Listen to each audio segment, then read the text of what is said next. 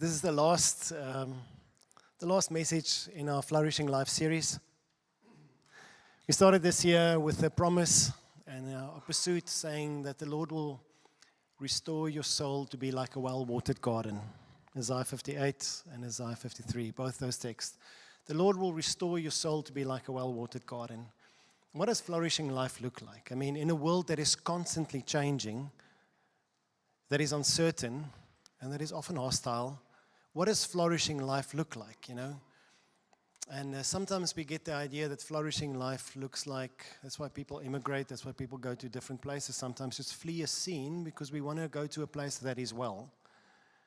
But the promise of a flourishing life is that God will restore your soul where you are, to be like a well-watered garden. And so we look through the Psalms, the Pilgrim Psalms, to see how did Israel maintain its identity as a missional, witnessing, flourishing community through 3,000 years of the Psalms in hardship. And they did. So we looked at the Pilgrim Psalms just to see what does flourishing life look like? What is the invitation towards us, for us? A prayerful life, a life of sharing God, living with God in all things. We looked at Jeremiah, 42 years of ministry, the most politically unstable season in Israel history, the destruction of Jerusalem, the exile, but he was a prophet for 45 years, and he flourished in the most hostile environment, handing over to Daniel, who as a youth of 13 or 16 years old entered into Babylon as a slave, lived in a slavery tent camp, and then worked in a palace for a man who deemed himself God. And yet he flourished, and because of his flourishing faith, then the Babylonians and the Persians after them recognized that there is a God in heaven who rules sovereignly over all things. Flourishing in exile. And we looked at Peter's life, we looked at Paul's life, and now here in John in the end. So we're coming to the end, so maybe just Daniel, if you can grab a few books. If you've not received a copy, can we just quickly give you a copy so you can stay with us? At the end, the last chapter. If you have not received a copy, just want to raise your hand. We'd love to gift you with one. At the back, dankie. Daniel, baie dankie Jannie, on this side of you as well. Just have one English copy in front. Wat hierso Jannie nog een hier asseblief. So I'm going to read, it's the last chapter. We worked through John's 7 miracles, 7 signs, not 7 miracles. In John, the miracles were signs. John invites us into a life of wonder. A flourishing life is a life of wonder. A life where we recognize that although stuff is happening here, we have to recognize that in and over and behind all of this, God is at work. That we're never separate from God's purposes and never apart from His redemptive purposes. That in every situation, God is at work. And John writes the 7 miracles. He just chooses 7 from all others. He says, these are right that you may believe that Jesus is the Messiah, that He's the promised one who comes to make all things right, that He's the restorer of all things. That's the promise that He holds. And He's saying that although there were many other miracles, I just chose 7 so that we can see how, as an example, how God works in every situation. That it's not just a blind man who sees, it's something more. This is God restoring humanity and its sight and recognizing the sovereignty of God in all things. This is not just God raising a lame man. This is something more. And so we get to the 7th one. You can read the rest around, but let's get to the 7th one. It is a long chapter, but I'm going to read it and then preach really short. Nee, it's good. More Bible, less Ross. That's good. The man named Lazarus was sick. He lived in Bethany with his sisters, Martha and Mary. So the 2 sisters sent a message to Jesus telling him, Lord, your dear friend, I love it, is very sick. Rushing to Jesus. Why was Jesus far away from Bethany? Jesus was far away from Judea because up until this point, Jesus' fame spread rapidly. But the more his fame spread, the more hostility from the Jewish Sanhedrin and the rulers. So Jesus was persecuted and was pushed out, and there was a threat, there was an assignment on his life already. So Jesus left Judea because of his it wasn't his time to die yet. How's that? It's not my time to die. Yes, you will kill me, but it's not my time to die yet. Eh? What a way of living. So he was far away. He moved to the place where John baptized at first, the chapter before this says, and there many people believed. So he ministered far away in Galilee, but these people called him back to Bethany, to Judea. When Jesus heard about it, it said, Lazarus' sickness will not end in death. No, it happened for the glory of God, so that the Son of God will receive his glory from this. So although Jesus loved Mary, Martha, and Lazarus, he stayed where he was for 2 more days. Finally, he said to his disciples, let's go back to Judea. Our friend Lazarus has fallen asleep, but now I will go to wake him up. The disciples protested.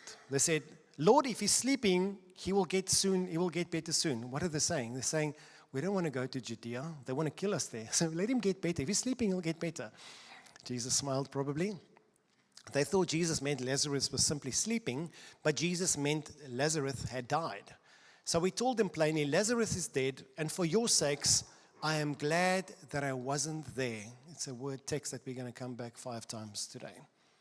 For your sakes, I'm glad I wasn't there. For now you will really believe. Come, let's go. When Jesus arrived at Bethany, he was told that Lazarus had already been in his grave for 4 days. When Martha got word that Jesus was coming, she went to meet him, but Mary stayed in the house. She was heartbroken. She wasn't ready to see Jesus. Martha said to Jesus, Lord, if only you had been here, my brother would not have died. But even now, I know that God will give you whatever you ask. Jesus told her, your brother will rise again. Yes, Martha said, he will rise again when everyone else rises at the last day. Jesus told her, I am the resurrection and the life. Anyone who believes in me will live even after dying.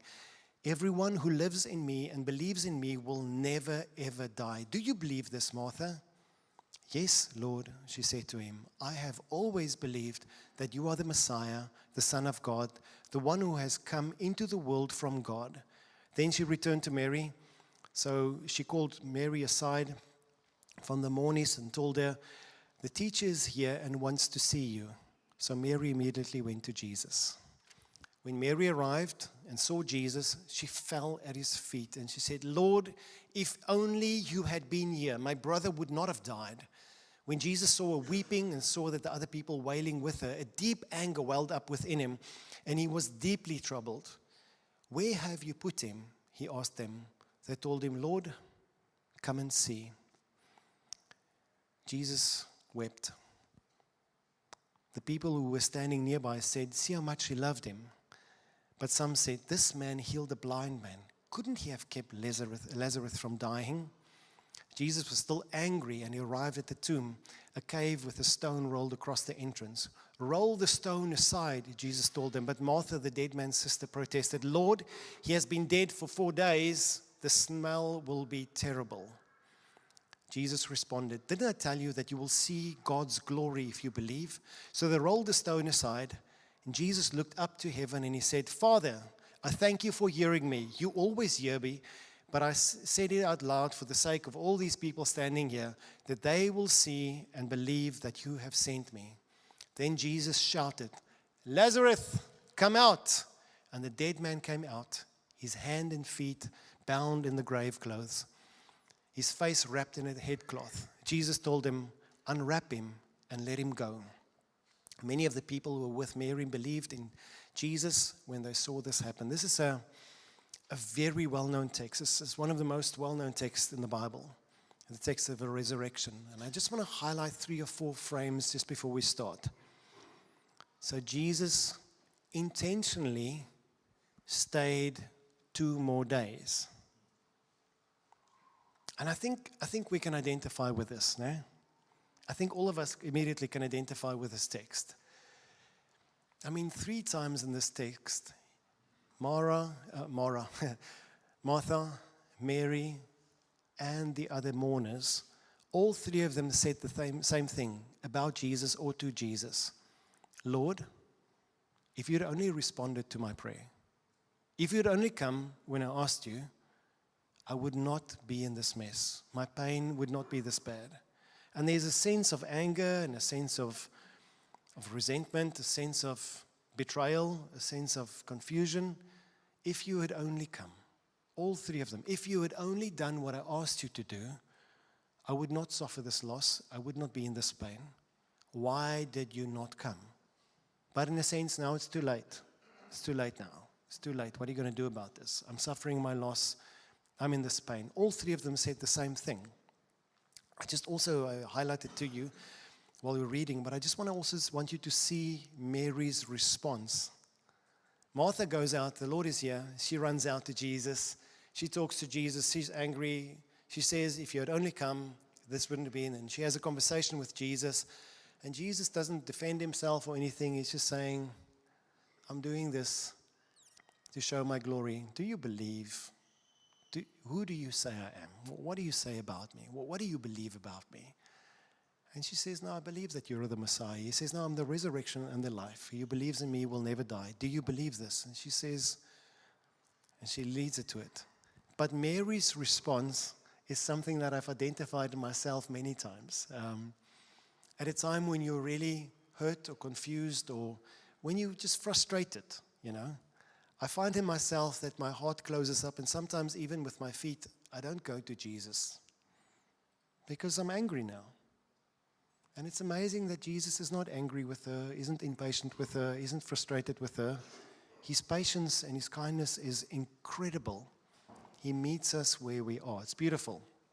So in this text, just as a background, like in every other chapter in John, we see Jesus at the height of humanity and at the height of divinity. It's beautiful. John's gospel, I want to say more than the other. All the gospels show the humanity of Jesus. He bleeds out, he's born, he's hungry, he's hurt, he's afraid. But in John's gospel, I want to say it's accentuated in every chapter. We see here Jesus' humanity in his love, the word filio, the friendship that he has with Lazarus, with Martha, and with Mary. He is their friend. They call him the one whom you love, Lord, is sick. Come. And when he gets there, again, it's like your friend Lazarus has died. It's a deep friendship. So we see Jesus as a real friend. The invitation is to see him as your friend, my friend. He is not some distant God. He is your friend. Yes, you're going through a crisis, but he's your friend. I love in Jesus, we see that he really shares the grief. The English says it better than the Afrikaans, but it also is a bit soft. Jesus wept. If ever you want to teach your children, if you want to start memorizing text next year, that's your text. Shortest text in the Bible, Jesus wept. There you have it, John 11:35. But Jesus wept. And he says it in three spaces. He shows his mourning. He's diep bedroef in Afrikaans. He really is heartbroken. His heart is broken with yours, and he highlights it with the others. When he sees Mary, he feels what Mary feels. And when he sees Martha, he feels what Martha feels. When he stands outside with the mourners, he mourns with the mourners. He really identifies with their pain and with their suffering. And I love it. It's not just with them, but with their anger. Some translations highlight it more than others. This one says it, that Jesus, Afrikaans sê so saggies, was ontsteld. Ek voel ook soms ontsteld. But Jesus didn't just felt ontsteld. He was furious and angry. Mary was angry at the death. Martha was angry at the death. Jesus was angry at the loss with them, because this is not right. We weren't created for death. We created in Eden. This is foreign to us. This is a loss. And the Bible says Jesus isn't just sad, he's angry with them. It's funny, they are angry at Jesus for not doing something. Jesus is angry with them for their loss. Not defensive, he's angry with them. He feels what they feel about the situation. We always also notice Jesus' divinity. It's beautiful, he's foreknowledge. He stays another 2 days because he knows it's a 2 days journey. So he stays another 2 days because he knows that this will lead to his death. And then he goes, so when he dies, he knows in his spirit He has passed away. Let's start our journey. It's going to take us 4 days to get there. He knows everything. He knows what he's going to do. He knows what's happening in the scene. Jesus' divinity is just incredible, like in the other text. We see here Jesus' self-declaration as well. He says that I am, and when he uses the I am, I told it a few weeks ago, you can read back all the I am statements of Jesus in the appendix. But the word that he uses is the word Yahweh. He's saying that I am the one who introduced myself to Moses at the burning bush. That's who I am. I'm the divine one. I am the resurrection and the life. He declares that he is God. We see in Martha's confession that he is God, and Jesus receives it. You are not just the Messiah, you are the Son of God. You are not just the Messiah, you are also the Son of God. You are the promised King who will fix everything, but you are God himself embodied. And then his authority. I love this text, and let's look at the authority in the next slide. Thanks, Mackie. Dis is my so mooi. One more, please. And the next slide is beautiful. I love it. There are 3 resurrection miracles in the text. 3 resurrection miracles in the text, in the Gospels. There are more in Acts, but 3 resurrection miracles in the 4 Gospels. And the first one we read is about Jairus' daughter, a little girl. Little girl, how old is a little girl? Well, it's little, like younger than 10, probably 5 years old. And Jairus was a synagogue ruler, and he asked that Jesus would quickly come. He heard Jesus in town. Will you please come? My daughter is really, really sick. And then Jesus rushes over. He walks there. It's a distance to walk. He comes close to the house, and they notice that, and then they send messengers and saying, she passed away. She already passed away. There are mourners outside. Sorry, prophet, you are too late. Too late, can't do anything.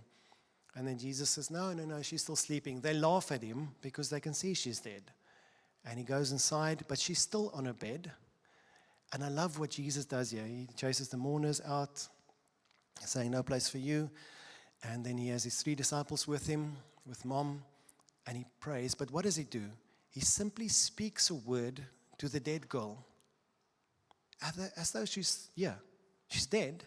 She passed away. But from his perspective, she's here. This girl is not far away. She's talking to a dead girl. She's dead, but she's here. And he says to her, Talita Kumi, little girl, rise up. My little lamb, rise up. Simple conversation, simple word, authority. And she sits up. And what does she do? She's hungry. Mom gives her a meal. That's it. Simple word, one word, authority. Second miracle, resurrection miracle, is Jesus. He just left Capernaum. He just comes from, he does a massive miracle there by healing the centurion, the Roman centurion's servant, with a word, speaking a word in a distance, and the servant got healed in that very moment. So his following is increasing massively. So they are massive, but the Bible says a multitude of people followed him the next day as he walked to the city of Nain, to the town of Nain. But the other places in the Bible where they use a multitude is when he multiplies bread to 20,000 people, 5,000 men with their families. So that a multitude is following. And this crowd is excited. They're walking with Jesus because wherever Jesus goes, miracles happens. You know, it's like I said this morning, it's like, goodness gracious, great balls of fire. It's like wherever Jesus is, miracles are going to happen. So why do they tag? They tag because something awesome's going to happen. Something awesome's going to happen. It's like that incredible Mr. Incredible, as he comes home and this little boy in the bicycle, and he says, what are you waiting for? He says something incredible. You know, it's like, you're going to do something awesome. And these people are following Jesus for that reason. The disciples are tracking with Jesus. He's coming to this town, but he's walking on a mission to this town because he has a meeting at this town. When he gets to the town, there's another procession that exits the town gate. And the procession is led by a coffin. The Bible says, there was a coffin, sad, of a young man, a breadwinner, that's bad. And the mother's already a widow, loss upon loss upon loss. A crowd filled with joyful faith and excitement tracking behind Jesus. A crowd hopeless, devastated, at a loss of one of their members in the town, a man who who was caring for the widow, but now she's already dead. It's like the sadness and sadness and sadness. And the two crowds meet at the gate. But this dead man is all dead for about 24 hours. He had to be buried within 24 hours. He's dead. He's embalmed. He's on a coffin, in a coffin, a briar, an open coffin, being carried outside, already outside the gate. And Jesus does what? He stops, touches the coffin and saying, "Stop." And he speaks to the man as though the man is right here. The dead man is not far beyond his reach. The dead man has not left this world. The dead man, from his perspective, is right here. And just says, "Young man, rise up." That's it. And what happens? The young man sits up. He says, "Well, unwrap his face, unwrap his body, let him hug his mom." And the joy of the one crowd spills over into the joy at one word, simple authority. And here's the third time that Jesus does this resurrection miracle, Lazarus. And Lazarus' story, you can see the progression. A little girl in her bed where she passed away an hour or so before. A young man who's already embalmed outside the city, his grave is already prepared. Dead for a day. Here we find Jesus, and Jesus waits for the third day to pass. He waits for 3 days. He could have come home, and he would have also resurrected him anyway. But he waits so that 4 days. Why 4 days? The Jews believed that the spirit of I'm not saying the Bible says so, the Jews believed that the spirit of a man or woman rests in the person for 3 days and then departs to the domain of death. So it was their faith, their belief.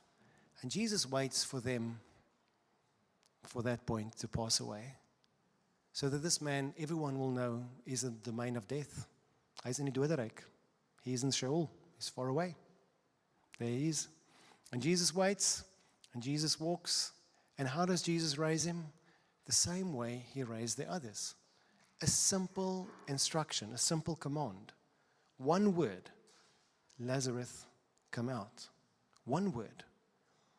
Young girl in a bed, young man there, older man in a grave, embalmed for 3 days, decaying corpse. And Jesus gives one word, Lazarus comes out. And the man responds.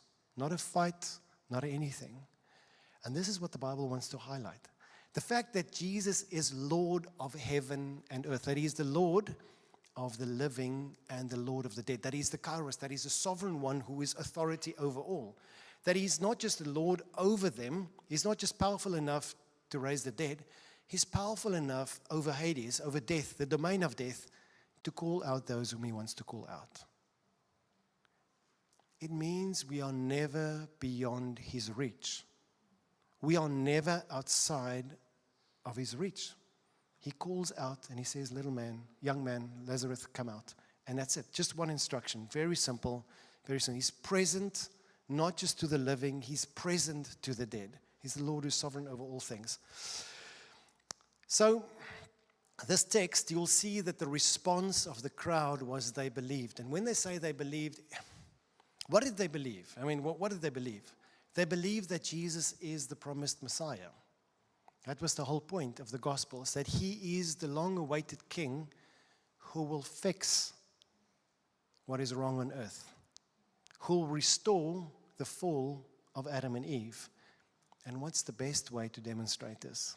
I mean, he demonstrated in all the 7 miracles. He demonstrated in calming the sea. He demonstrated it to feed a crowd that is hungry. He demonstrated to a man who was born with a defect, blind. He demonstrated it to when the festivities of mankind runs out. He demonstrated in every one of them.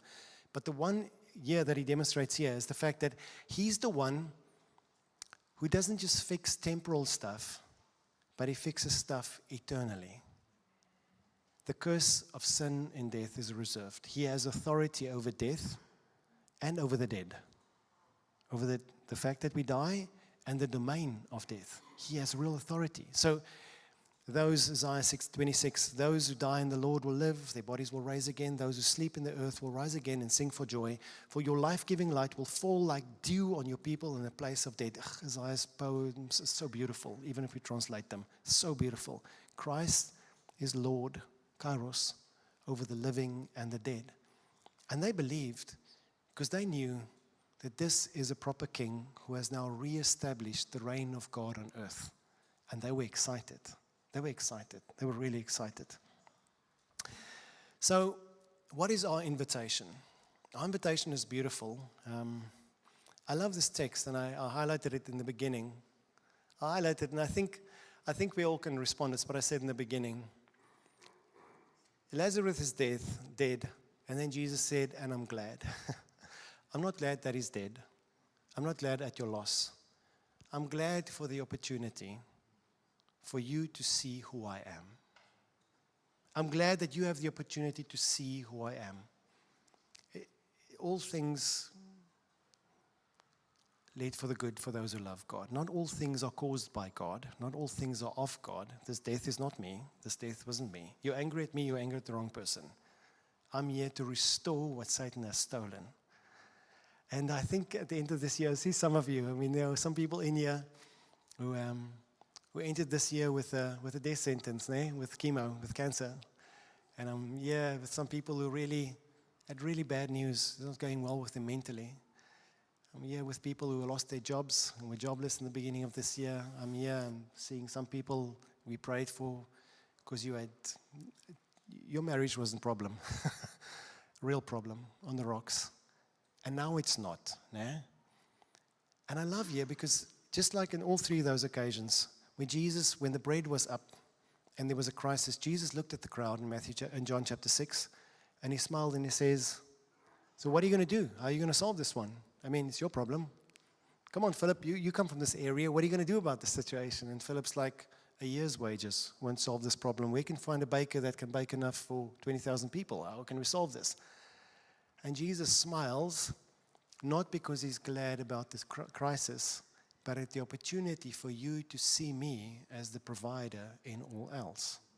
And I think we can all relate to that one sentence.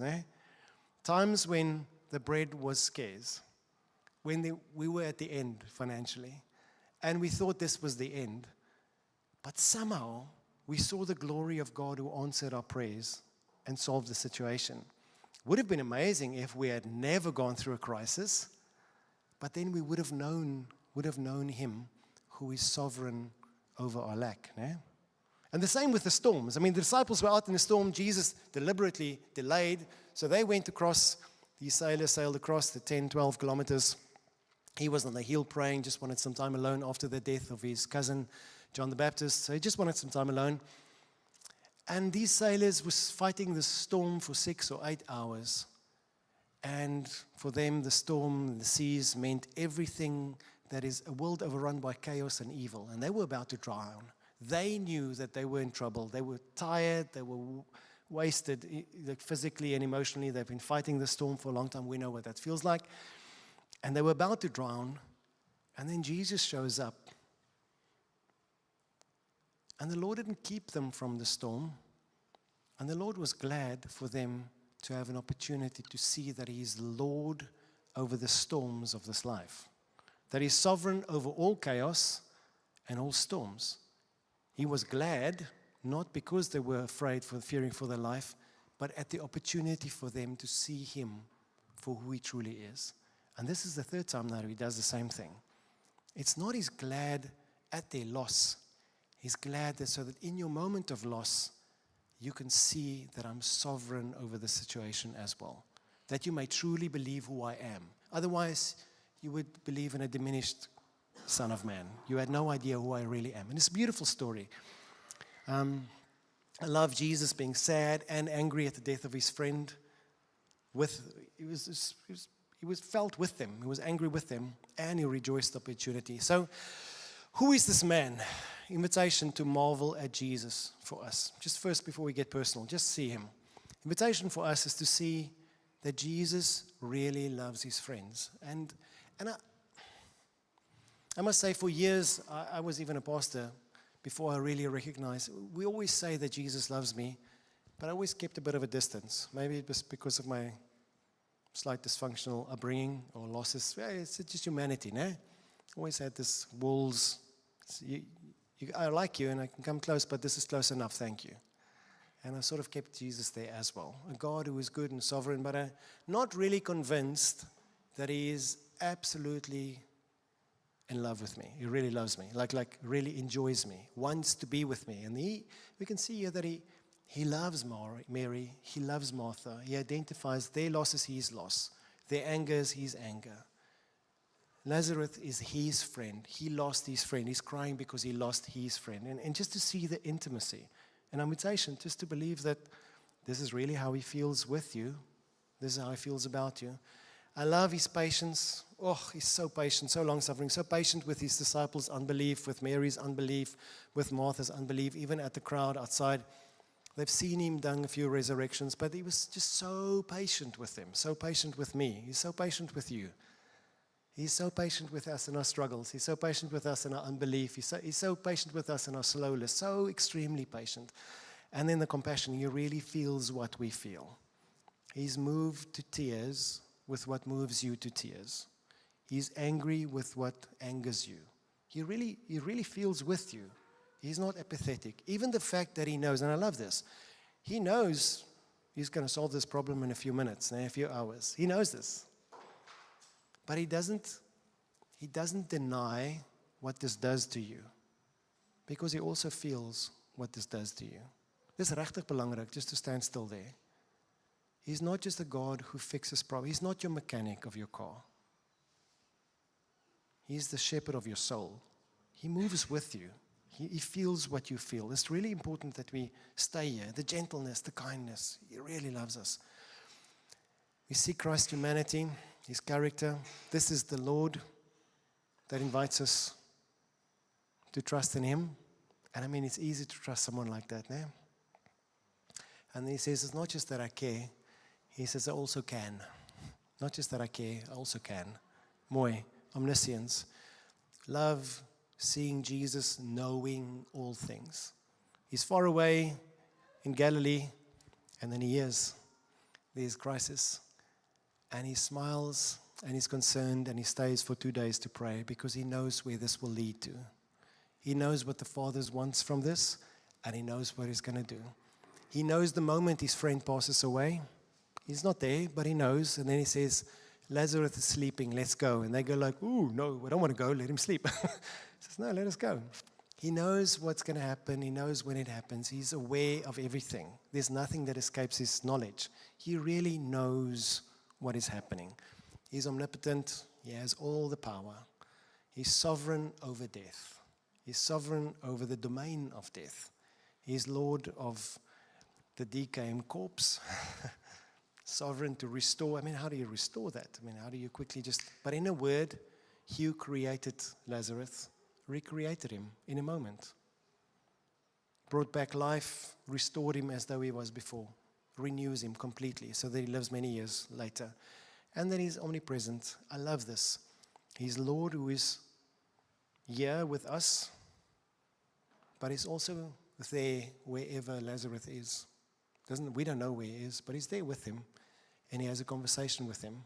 He has a conversation with Mary, with Martha, and their dead brother, right there. Conversation in a moment.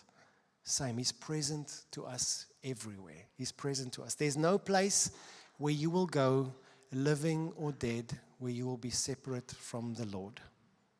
There's no place that is outside the reach of God. Psalm 139, where can I go and flee from your presence? David said. The highest mountain, no, you're there. Deepest ocean, no, you're there. Darkness, light, you know. You are with me all the time. The Lord who is present to this man. What's our invitation? And this is where I'm closing. Our invitation is to believe in him. And when I say believe in him, I don't mean believe that he will forgive your sins and take you to heaven one day. Because this is not the invitation here. And why am I saying that? I'm saying that because sometimes we go through life and we know that in the end, Mary, we'll all raise up, Martha. She says, I believe that we will all raise up one day. And Jesus like, do you believe now? Do you believe that I'm here present to you? Do you believe that I care, that I'm with you, and that I'm present to you in this moment? Not asking you for faith that one day, thousands of years from now, you'll raise from the dead with your brother. Do you believe that I'm here present to you now? Do you believe that I'm sovereign, that I can and that I care now? And that's the invitation here. The fact that, yes, I know that He will wipe away every tear then, but do I believe that He will do it now? And that's a beautiful invitation. It's invitation to faith now. To see that there's a God who is active and powerful now. And I mean, I'm looking at a few people who this year experienced such miracles in various aspects, relational, health-wise, financial, mental.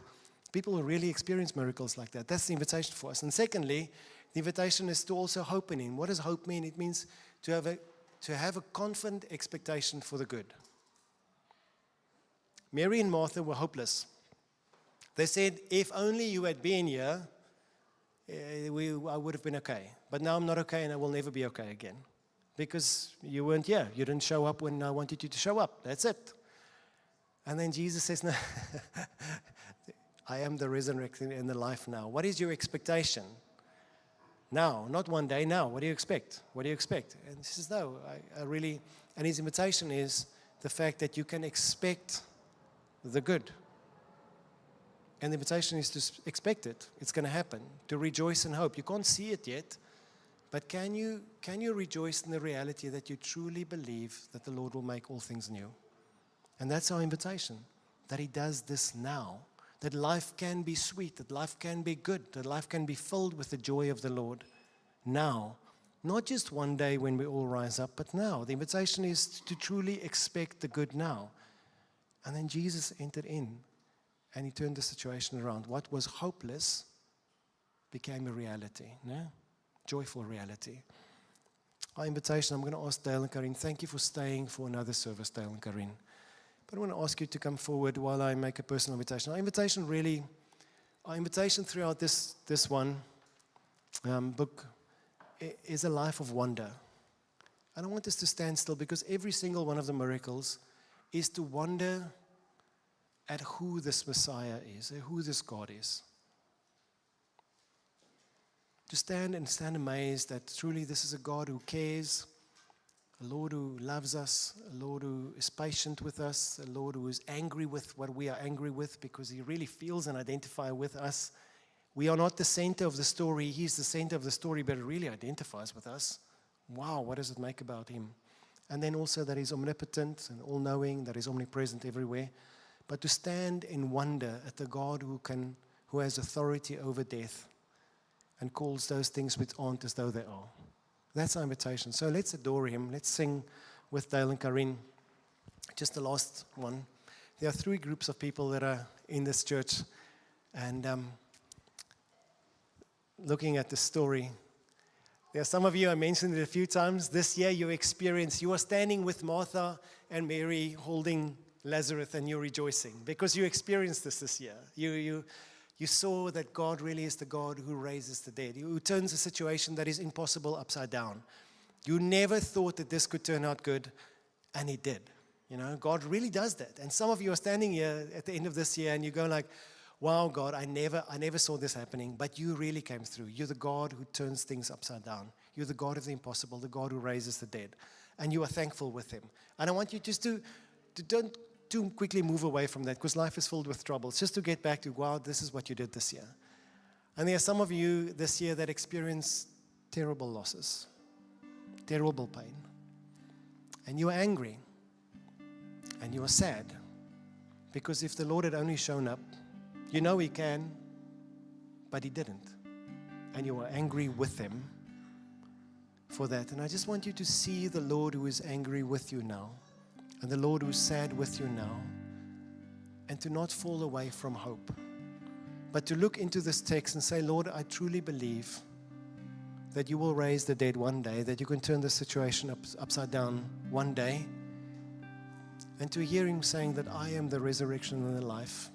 I'm here with you. And we'd love to pray with you after the service. There's a third group of people, and I'm not just saying this to fill up time. Third group of people, you identify best with Lazarus, not with Mary, and not with Martha, not with the joy, not with the sadness, but you feel dead on the inside. And you've been feeling dead on the inside for a while. It feels as though there is nothing left on the inside. It's not that you don't have faith, you just don't feel anything. You really feel dead. It's beyond depression. I'd love to pray with you, because Jesus really calls people from dead to life. He's the Lord of the resurrection. He's the Lord who calls those who aren't as though they are. So really just to trust God for that. So as we worship, you're welcome to come forward and allow us to please pray for you. Amen.